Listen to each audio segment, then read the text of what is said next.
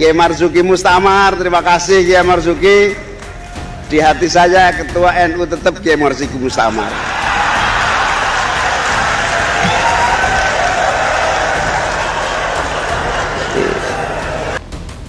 Assalamualaikum warahmatullahi wabarakatuh. Sahabat muslim dimanapun berada, kita ikuti video dari Cak Imin berikut ini. Kiai Marzuki Mustamar, terima kasih Kiai Marzuki. Di hati saya ketua NU tetap Kiai Marzuki Mustamar.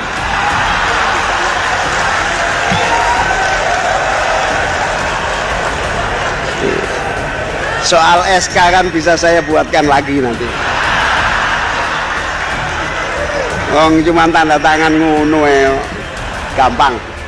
Sahabat muslim dimanapun berada, dalam pandangan kami apa yang disampaikan oleh Cak Imin tersebut adalah merupakan bentuk dukungan terhadap Kiai Haji Marzuki Mustamar yang sudah diberhentikan SK-nya oleh PBNU, yang mana tak lain permasalahan ini ada hubungannya dengan pembahasan masalah nasab Ba'alwi, yang mana notabene selama ini Kiai Haji Marzuki Mustamar memang berpegang teguh terhadap keilmuan, baik ilmu nasab, ilmu filologi ataupun ilmu kajian tes DNA untuk menentukan nasab Ba'alwi, yang mana dari ketiga unsur itu belum terpenuhi sampai hari ini, yang kesimpulannya bahwa habaib Ba'alwi di Indonesia ini memang belum terverifikasi sebagai keturunan Rasulullah. Bahkan sebaliknya, Ba'alwi ini adalah keturunan Yahudi Askenazi berhaplogrup G. Sebenarnya haplogrup apa saja tak masalah. Yang penting kalau bukan keturunan Nabi ya jangan mengaku sebagai keturunan Nabi. Saya kira semacam itu. Nah, rupanya dukungan Cak Imin ini mengarah bahwa memang PBNU ini menjadi alat untuk membela nasab Ba'alwi.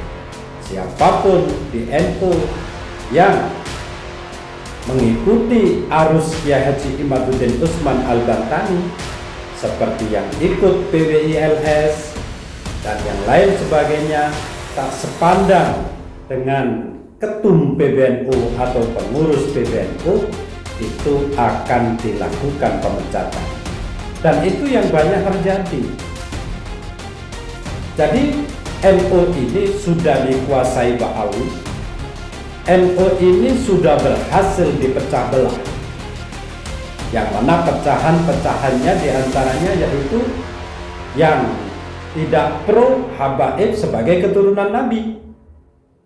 Sebenarnya kalau mereka itu tidak mengaku-ngaku sebagai keturunan Nabi, NU tidak akan pecah, karena mereka mengaku tanpa dalil yang valid.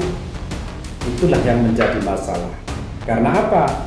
Yang dibawa adalah nama Nabi besar Muhammad SAW. Ya terpaksa pecah. Karena apa? Tidak punya dasar ilmu. Ada yang mengatakan lebih baik salah mencintai daripada salah membenci. Ada yang beristilah begitu. Kalau salah mencintai maksudnya mencintai habaib dengan berprasangka mereka keturunan Nabi, tidak masalah. Bagi kami masalah itu. Kami mengklaim itu cucu Rasulullah, tapi padahal bukan. Ini pelanggar berat kalau dalam pandangan kami. Kalau ada ulama yang berpandangan lain, lebih baik salah mencintai daripada salah membenci. Itu bagi kami tidak sepaham. Kalau salah membenci atau masalah benci, itu sebenarnya di dalam pandangan kami tidak ada PWILS itu istilah benci-membenci. Saya kira tidak ada membenci ya. Karena apa? Dibenci saya kira kurang tepat, karena perbuatan mereka yang mengaku-ngaku itulah akhirnya timbul satu kebencian. Kalau seandainya mereka tidak mengaku sebagai keturunan Rasulullah dengan alasan tidak punya dalil, saya kira masalah selesai. Dan mereka mengaku-ngaku, dalil tidak punya, umat dieksploitasi, umat dibohongi, bahkan orang-orang Indonesia ini yang dikorbankan. Contoh saja, kejadian di Pemalang kemarin, yang tawuran antara PWI dan FPI lah istilahnya itu. Ya itu kan pribumi yang diadu domba oleh mereka. Yang jelas dalangnya ya orang asing. Siapa orang asing itu? Ya para imigran-imigran itu. Yaitu musuh yang terberat bagi kita adalah orang-orang pribumi sendiri, semacam itu. Itu sudah sejak zaman penjajah Belanda.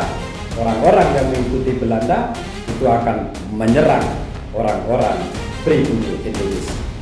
Fakta menyebutkan bahwa Habaib di Indonesia ini dibawa oleh Habib Utsman bin Yahya, yang mana notabene mereka itu adalah mufti Batavia, mufti Belanda, orang-orang yang membela Belanda. Ini fakta sejarah semacam itu. Sahabat muslim dimanapun berada, wallahul muwaffiq ila aqwamit thoriq. Wassalamualaikum warahmatullahi wabarakatuh.